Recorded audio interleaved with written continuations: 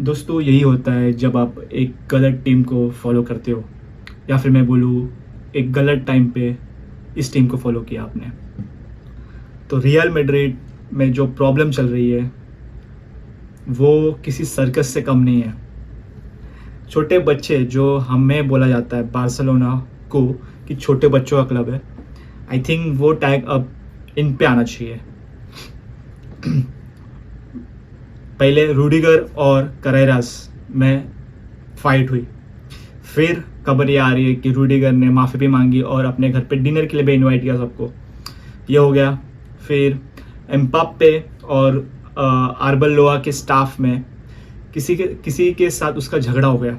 Mbappe being Mbappe the dictator, obviously ये होना ही था। जैसे कि जॉन लपोर्ता ने प्रिडिक्ट किया था, वो ड्रेसिंग रूम को हिला के रख देगा। इसीलिए वो बहुत काम था जब वो इंटरव्यू दे रहा था। अब देखोगे तो फिर आता है ये इंसिडेंट जो कि हुआ 2 दिन में। वेलवर्डे और चौमिनी के बीच हुई घमासान लड़ाई और वालवर्डे हॉस्पिटलाइज करना पड़ा। दोस्तों ये किसी भी टीम के लिए अच्छे साइंस नहीं है। Even though this team is my enemy team, like we are against them, but फिर भी ये फुटबॉल के लिए सही नहीं है किसी पे हाथ उठाना वगैरह वगैरह। चलो ये तो हो गई वो उनकी बात, बट फिर भी एल क्लासिको में मैं ये मिस करता था। अगर ये सब एल क्लासिको में होता तो और मज़ा होता।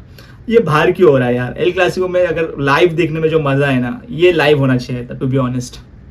लेकिन फिर भी अगर हम इसके पीछे के रीजंस को जाने तो मुझे लगता है इसका सबसे बड़ा रीज़न है एम्बाप्पे का अराइवल। पापा पेरेस को जो चाहिए था उन्होंने वो किया है साल भर साल। पहले वो फिगो, देन वो डेविड बेकहम, जो और स्टार्स को लाना एक ही टीम में, जितने भी फुटबॉल स्टार्स हैं उनको लाना। पेरेस ने पहले भी गलती कर चुका है वो, बस एक बार उसने गलती नहीं की, जो कि था ज़िडान के टाइम पे सब लोग एक साथ खेलते थे। यानी कि सब लोग साल भर साल एक साथ खेलते थे, कोई नया प्लेयर आया नहीं था, और नया प्लेयर आता भी था तो वो स्टार्टिंग लेवल में नहीं खेलता था। तभी आप देखोगे लगातार 3 बार वो लोग चैंपियंस लीग जीते, लेकिन ला लीगा में उनका रिकॉर्ड खराब था। You know why. अब जो उनका फेस था, गैलेक्टिकोस वाला फेस, उसकी बात करें तो पहले भी हमने देखा है कि स्टार्स में ना वो ईगो बहुत रहता है कि भाई मैं इस पास के लिए जाना चाहता हूँ, मैं गोल्स के लिए जाना चाहता हूँ, तो मैं ही गोल मारूंगा, ये सब। और अभी भी सिचुएशन सेम है। Mbappe being Mbappe, he is a star, obviously he is a goat talent kid.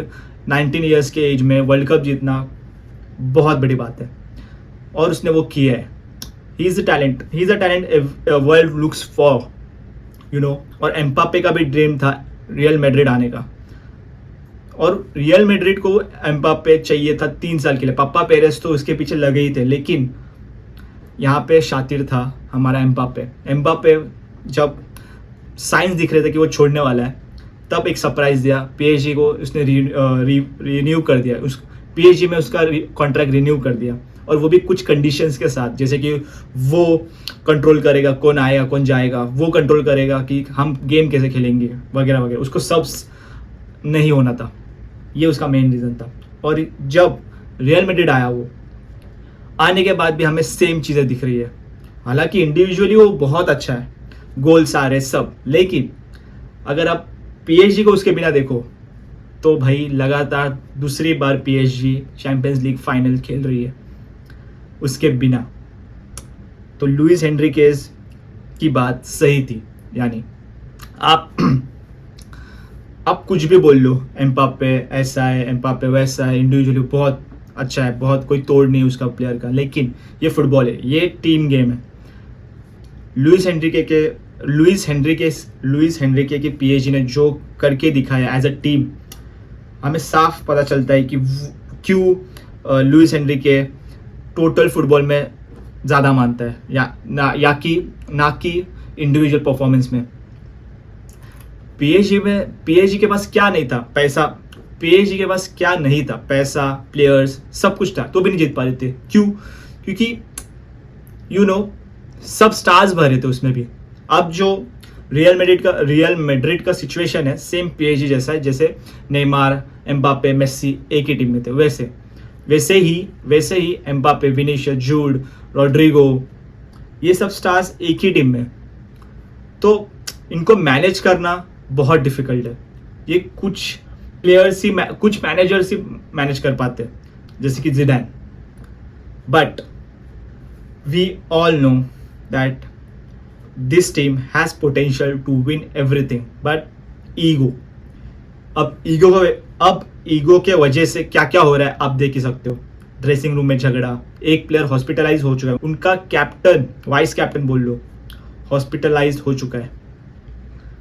अब इससे खराब सिचुएशन एक फुटबॉल टीम में और क्या हो सकती है कि प्लेयर्स ब्रदरहुड की तरह खेल ही नहीं पाएंगे, और वो भी मेन एल क्लासिको मैच आने वाला है उसमें। मैं तो भाई एक्साइटेड हूँ फिर भी, कि ना कि अपने टीम के लिए, मुझे पता है मेरी टीम तो बहुत अच्छा खेलेगी, लेकिन रियल मैड्रिड की टीम को देखने के लिए कि वो लोग ये सब इंसिडेंट्स के बाद कैसे खेलने वाले हैं। I am really excited to see them how they play after all this incidents. ये अब तक का सबसे वियर्ड एल क्लासिको होने वाला है। जूड, जब उसके शोल्डर इंजरीज के पहले वाले स्टैट्स को देखे तो Jude was fantastic player before his shoulder injuries, but after that वो बहुत कम इन्वॉल्व हुआ है बड़े मैचेस में।